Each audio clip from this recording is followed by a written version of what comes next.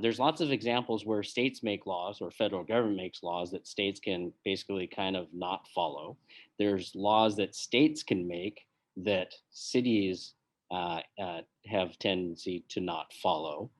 And some examples that I'm referring to would be, so for the state of Washington, when we loosen up our rules on marijuana, the federal government is obviously opposed to that.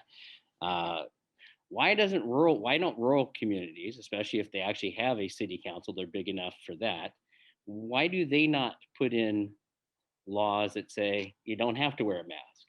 So where do you happen to know the distinction between where local jurisdictions can actually go against what the state's saying versus when they cannot? Yeah, well, you raise a really good question there. This really gets down to the fundamental nature of politics and policy. Our laws are basically a structure of the policies that we as a community and a state agree to live by in order to organize our societies, right? That's really what it's all about. And it starts with the Constitution. There are healthy tensions between state and local governments and counties and cities. When you use the marijuana example, turns out that the federal law makes it illegal under federal law, but they didn't really have a hammer on states to say that we're going to withhold all your transportation funding if you don't have, enforce these laws at the state and local level.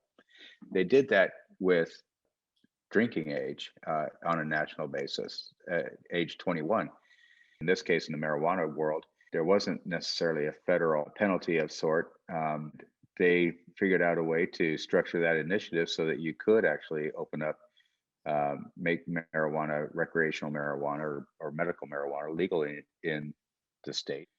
The way that the mask mandate worked, the governor was able to say, well, businesses, if you're not going to enforce a mask mandate, then if you have a liquor license, we're going to withdraw your liquor license. So your local restaurants really need those liquor licenses in order to generate revenue.